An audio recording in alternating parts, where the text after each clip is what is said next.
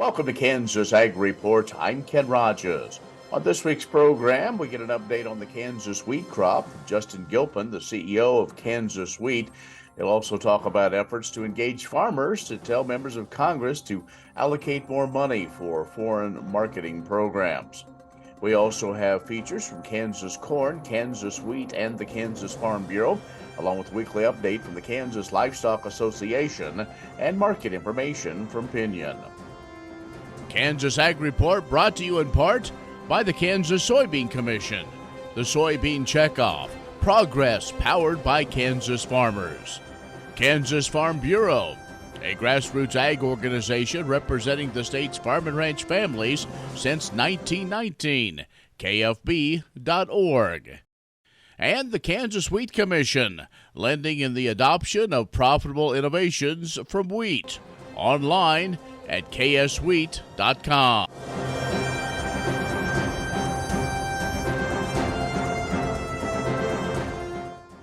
In agricultural information, researchers at 4 universities, 3 in the U.S. and 1 in China, say that increasingly warmer weather patterns in the Corn Belt could increase the growth of a toxin that would swell farmers' losses and threaten to import food source over the next couple of decades. The study takes a look at the growing incidence of aflatoxin in corn grown in Indiana, Illinois, Iowa, Missouri, eastern Colorado, as well as eastern Kansas. That's the region traditionally known as the U.S. Corn Belt as it relates to changing weather patterns in those areas. Jesse Tack, an ag economist at K-State and also the co-author of a study, notes that the estimates correspond with the worst-case climate change scenario and thus likely to be smaller than estimated if some credible mitigation and adaptation of strategies are leveraged, he said. The researchers' study, which has recently been published in the journal Environmental Research Letters, suggests that 89.5% of the corn grown in counties in 15 states will experience increased aflatoxin contamination from 2031 to 2040 compared to 2011 through 2020. The Farm Credit Administration recently received a quarterly update on economic issues affecting agriculture, as well as an update on the performance of the farm credit system through 2022. Inflation continues to be the core economic issue despite recent declines, and inflation has been driven in part by a tight labor market and rising production costs and consumer demand. The report also says strong prices for many commodities have continued into 2023. Tight global grain stocks, declining cattle inventory, and disruptions to specialty crop productions continue to support the prices. Input costs will remain high this year and curb farm profitability, it says. Now, with the end of the 3-year La Nina pattern, drought conditions have improved across many parts of the country. The update also says the system reported strong financial results in 2022, including strong loan growth and higher earnings. The system's loan portfolio continued to perform well, and portfolio credit quality remaining strong. And USDA's Foreign Ag Service issued its Grain World Markets and Trade Report. It says China, now the biggest wheat importer in the world. The report says China's wheat imports forecasted up 12 million tons this year. That's the country's highest level of imports since 1995 and 1996. Imports then totaled 12.5 million tons. China's domestic grain prices have remained high, given the country's minimum support price policy and reduced auction activity amidst some uncertainty surrounding their government's COVID policies. Chinese wheat prices have lingered around $450 a ton during the last year, while China's corn price about $400 a ton. FAS says competitive pricing has prompted China to import large volumes of both milling and feed quality wheat. Australian wheat especially competitive following 3 consecutive years of record crops. China continues to aggressively import Australian wheat supplies, with a July through February wheat imports were up 66% compared to the previous year. When we return, we'll talk about the Kansas wheat crop. We'll do that in just a moment. The Kansas Ag Report brought to you in part by Kansas Grain Sorghum, growers working together. Learn more at ksgrainsorghum.org. Grass and Grain, online or in the mail, keeping Kansas farmers informed for over 60 years. grassandgrain.com.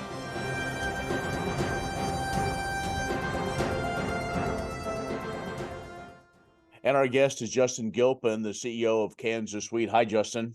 Good to be with you, Ken. Well, we wanted to bring you in, and normally we talked with you about this time, but not only just about the wheat tour, but really we're going to focus on the condition of the wheat crop. I think most folks have been paying attention over the last few weeks. We've had a challenge through this growing season, and now the last couple of weeks, just wanted to get from you what you're seeing, what your members are telling you, and what we're all observing is kind of where we are with this Kansas wheat crop right now here, middle of April. Well, it's certainly a really tough year for not only the Kansas wheat crop, but the hard red winter wheat crop from Texas up through Nebraska. Just the dry drought conditions have impacted it ever since last fall when this crop went into the ground. And I know everyone was hopeful that even with some of the wheat in Southwest Kansas that didn't come up, due to the dry conditions in the fall, that coming out of the winter, maybe we could catch some snows and a little bit of moisture over the winter, that when we did get into growing season that we're in now, that maybe our crop could maybe catch up a little bit as we broke dormancy. But as everyone knows, we've just continued to miss any precipitation, and especially in that west central, southwest Kansas, Texas Panhandle, Oklahoma Panhandle areas, that just hasn't given that wheat crop much of a chance.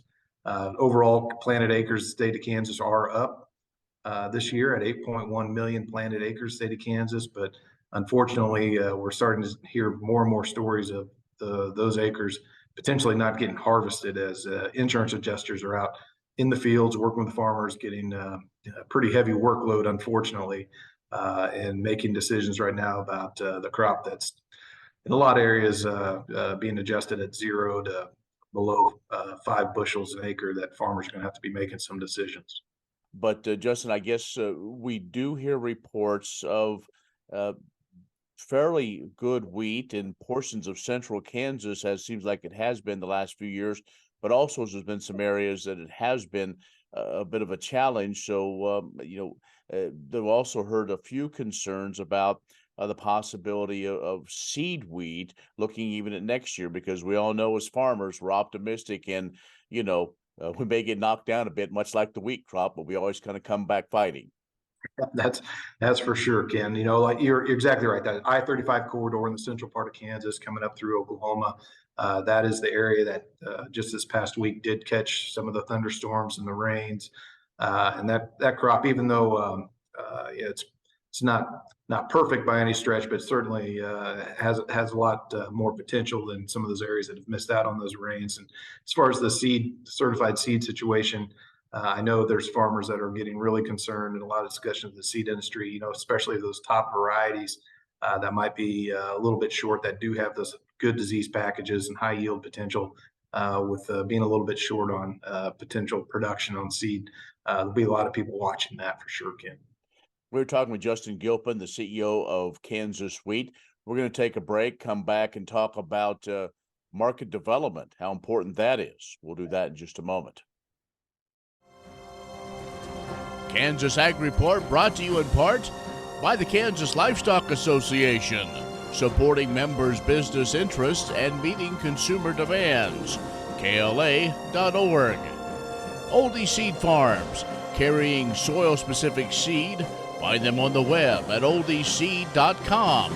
That's OHLDE seed.com.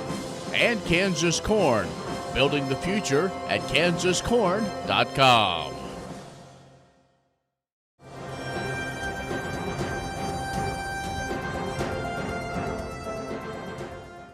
And our guest is Justin Gilpin, the CEO of Kansas Wheat. And Justin, this segment, we want to talk about efforts by the National Association of Wheat Growers, U.S. Wheat Associates, Kansas Association of Wheat Growers, in trying to encourage Kansas and other wheat farmers to get engaged with their member of Congress on the importance of funding things like the market access program, the foreign market development, so on, that are so critical, that have been paid such great benefits, but maybe there's some concern that the funding hasn't kept up with the need. Well, that's exactly right, Ken. I appreciate you giving us a chance to talk about it. So, when you think about the market access programs and the foreign market development programs, those are dollars that are allocated by U.S. Department of Agriculture to our national marketing and promotion organizations. So for wheat, that would be the U.S. Wheat Associates that has 13 offices overseas that work directly with overseas buyers, talking about promotion, marketing, but then also technical expertise and training programs that we get the opportunity to bring overseas buyers back to the United States, specifically the state of Kansas at the International Grains Program. That's funding levels that help support those activities. The foreign market development programs, market access programs, then are actually matched by commissions on the wheat side with checkoff dollars. And it's usually a 1 to 3 match. Historically, that's what that's been, with dollars coming from a dollar coming from farmers and then being matched by the USDA programs 3 to 1. So being able to leverage those dollars kind of helps make those resources go a little bit further, but kind of extending the reach of the U.S. farmer and doing promotion with everything that's going on with our geopolitical situations and challenges that we have with competitiveness, but then also the war in the Black Sea with the Russia's invasion of Ukraine and disruptions that we're seeing. The importance of us being able to have those activities and being able to connect with our overseas buyers is ever so more important now than what it's been. And those dollars haven't been adjusted since 2002 and 2006. So with the inflationary factors, those dollars just don't go as far as they used to. And so we do appreciate Congressman Manford's Agriculture Export Promotion Act that he was one of the leaders on introducing, that would give the ability to the Secretary of Agriculture to increase those allotments to help farmers for all commodities, not just wheat, be able to do export promotion. All right. Yes. And we'll continue to follow Congressman Mann on those efforts and others that he has worked on for issues for Kansas wheat farmers as well. So, well, Justin, as always, great to catch up with you. Thanks for your time. And let's have a conversation one day about a bountiful Kansas wheat crop once again. Well, I look forward to that, and I hope you're able to catch a rain, Ken. I know the wheat crop needs it. Thank you very much. Absolutely. Thank you. Justin Gilpin, the CEO of Kansas Wheat, has joined us. We will have more coming up in just a moment. Kansas Corn reminds you that E15 fuel is the right choice for every kind of driver. For the car enthusiast, E15 has higher octane. For the thrifty driver, E15 is priced lower than regular unleaded. For the nature lover, E15 provides cleaner air. For the shopper who buys local, E15 has more ethanol from our Kansas corn farms. Choose E15 for a higher octane, lower price, cleaner American fuel. Message from the Kansas Corn Commission. Learn more at kscorn.com.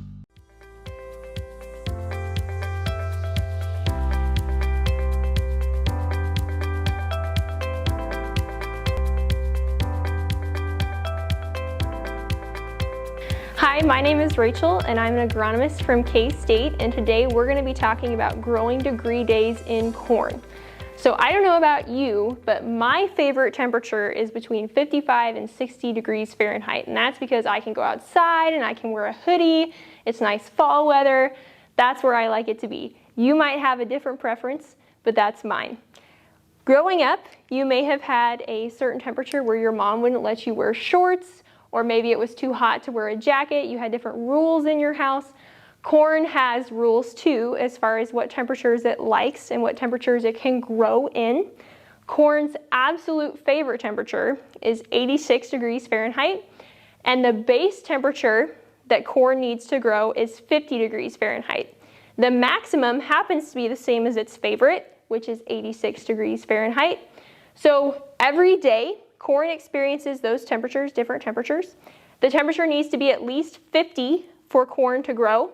If the temperature goes beyond 86, corn isn't going to grow any faster than it already is because 86 is its favorite. When we're calculating growing degree days, every day we calculate the degree units that corn has accumulated in that given day by subtracting the average temperature of that day, the base. We subtract the base from that average temperature. And over time, it accumulates those. So we add up the units that it gets every day. For reference, for corn to emerge, for corn to come up out of the ground, it needs 100 to 150 growing degree day units.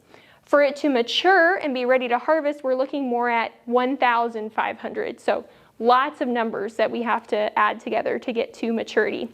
So we're going to do some examples here. So if we had a day, this is our first day, we had a minimum temperature of 50 degrees and a maximum temperature of 86 degrees. The mean, so we would add them up and divide by 2, and that would give us 68 degrees Fahrenheit. So that's our average temperature for that day. To figure out how many growing degree days, growing degree units we got in that day, we would take our average temperature, so 68 minus our base temperature, the minimum temperature that corn needs to grow, which is 50, and that would give us 18. So on this day, our corn has 18 degree units that it grew. Let's try another day. So on this particular day, we had a minimum temperature of 45 degrees Fahrenheit and a maximum temperature of 95 degrees Fahrenheit. Now, if you remember what we said earlier about the range of temperatures that corn needs, our base temperature, so the lowest temperature, is 50. So what we're going to do is we're going to correct this number to 50 degrees Fahrenheit. And our maximum temperature, which is the same as corn's favorite temperature, which is 86 degrees Fahrenheit, we're going to correct our maximum to that number. So that's what was within the range that corn needs.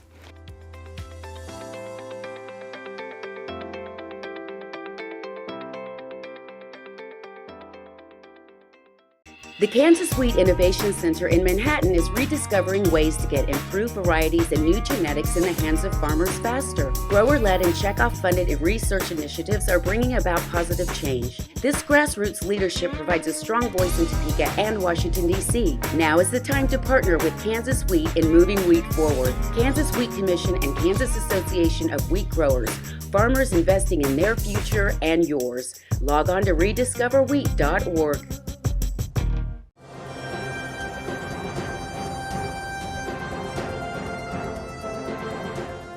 Headlines from the Black Sea region continue to move markets more than a year after Russia's unprovoked invasion of Ukraine.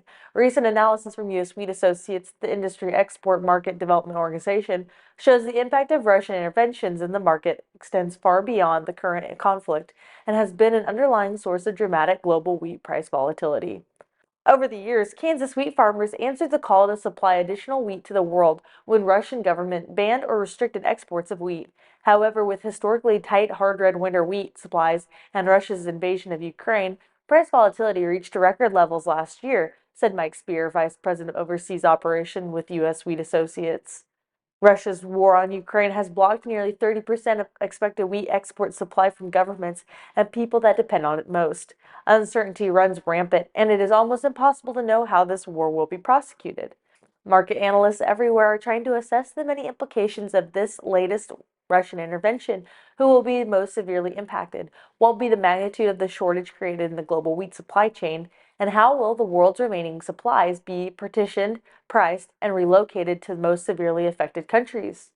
Such high prices and volatility create challenges for the world's wheat buyers and farmers and grain traders, who must also use the futures market to manage price risk.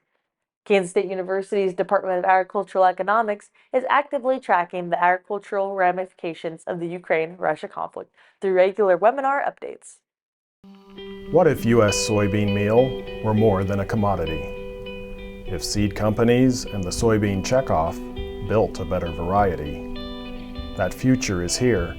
The time is now. To meet end-user demands, the soybean checkoff is investing in the compositional quality of soybeans, including meal. A message from the Kansas Soybean Commission, the Soybean Checkoff, progress powered by Kansas farmers. Chad and Cassandra Basinger farm and ranch in Reno County. Chad started farming when he was 21 with 10 cows and 80 acres. Today, he and Cassandra farm 3,400 no-till acres of wheat, soybeans, milo, oats, and rye, in addition to running Angus and Red Angus cattle. Along with their 4 children, Wyatt, Aubrey, Barrett, and Kinley, the family enjoys educating consumers while providing them with a wholesome source of protein through their retail beef business. Chad has served on the Reno County Farm Bureau Board for more than 6 years, with 2 of those as president. He has boosted the Reno County Farm Bureau's community involvement through programs like Farm to You and by supporting a collegiate chapter. Chad and Cassandra have also helped set policy at annual meetings and advocated in D.C., specifically regarding the impacts of drought in their area. Additionally, the family takes active roles in their church, school, and conservation communities. They're thankful for Farm Bureau's advocacy efforts on behalf of farmers and ranchers like themselves.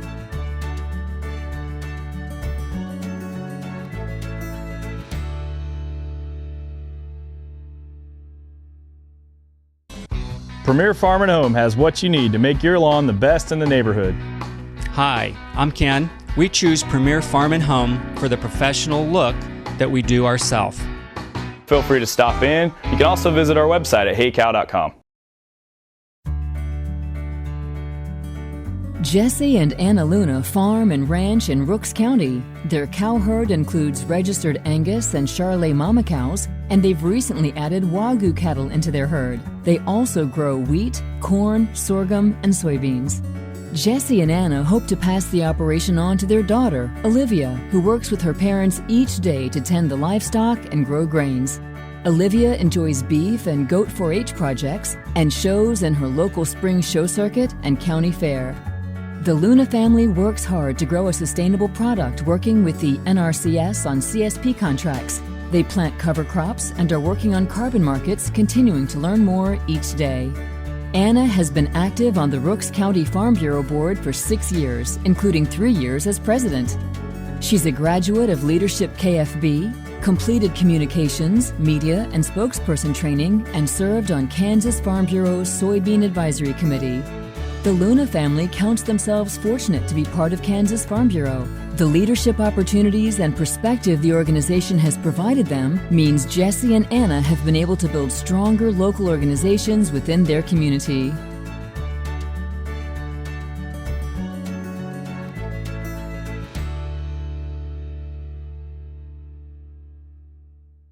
What does a brighter, more sustainable future look like in our cities and towns, and how do we get there? When New York needed an alternative fuel source to reduce carbon emissions, the city found what it needed in biodiesel made from U.S. soybean oil.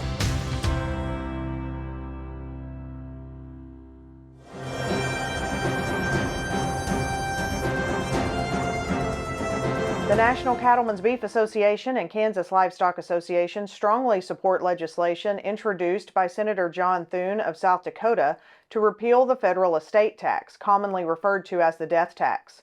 Ensuring a farm or ranch can be passed to children or grandchildren is a priority for family-owned farms, ranches, and agricultural businesses. Therefore, it is critically important that producers and business owners have permanent relief from the onerous tax. According to NCBA President and South Dakota cattle producer Todd Wilkinson, repealing the death tax is a common-sense way to keep the farm or ranch in the family. He said, as a land-based, capital-intensive industry, most cattle-producing families are asset-rich and cash-poor, with few options to pay off tax liabilities. It is unacceptable that some families are forced to sell off land, farm equipment, parts of the operation, or the entire ranch to pay the estate tax, Wilkinson said. He further stated that a tax code is needed that promotes the continuation of family-owned businesses instead of breaking them up. Current death tax relief is set to expire at the end of 2025, making it vital that Congress take immediate action to provide permanent relief for agricultural families. Many seed companies claim to offer the latest genetics, but how many have tested those genetics in soils just like yours? The Oldie Seed Know to Grow research program has fully tested the latest seed genetics in soils that are right in your neighborhood. The Oldie Seed Know to Grow program can recommend the best performing hybrids from technologies like Enlist, Extend, and LibertyLink that will optimize the yield and profit of every acre on your farm. Contact Oldie Seed today.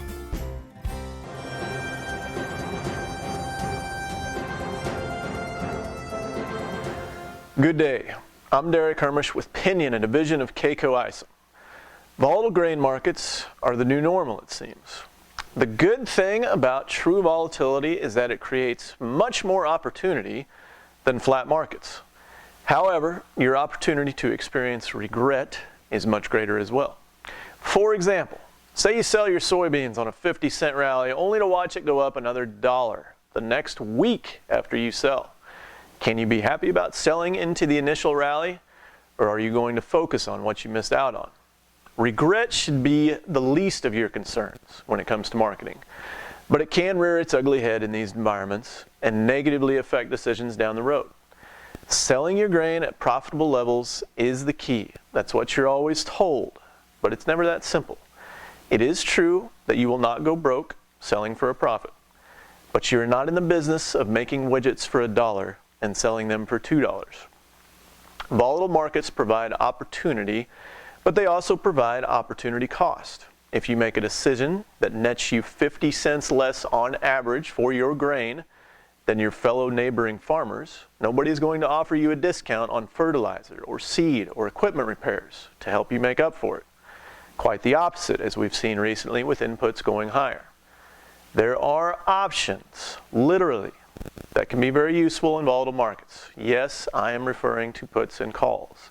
I know there are many of you out there that are not fans of options. I talk to you quite frequently, and sometimes I agree with you. But in my experience, this is the environment to utilize them. If you'd like to visit with us about it, give us a call at 888-452-8751. I'm Derek Hermish. Have a good day. That's our show this week. Be social with us, KansasAgReport.net, or our social media channels. I'm Ken Rogers. Thanks for watching. We'll see you next week on the Kansas Ag Report. Kansas Corn reminds you that E15 fuel is the right choice for every kind of driver. For the car enthusiast, E15 has higher octane. For the thrifty driver, E15 is priced lower than regular unleaded. For the nature lover, E15 provides cleaner air. For the shopper who buys local, E15 has more ethanol from our Kansas corn farms. Choose E15 for a higher octane, lower price, cleaner American fuel. Message from the Kansas Corn Commission. Learn more at kscorn.com. Sorghum is one of the most important cereal crops worldwide, and Kansas leads the nation in its production. Over the years, sorghum has been either exported, used in animal feed domestically, or for other industrial uses. Recently, its use in the ethanol market has seen tremendous growth, with 30% of domestic sorghum typically going to ethanol production.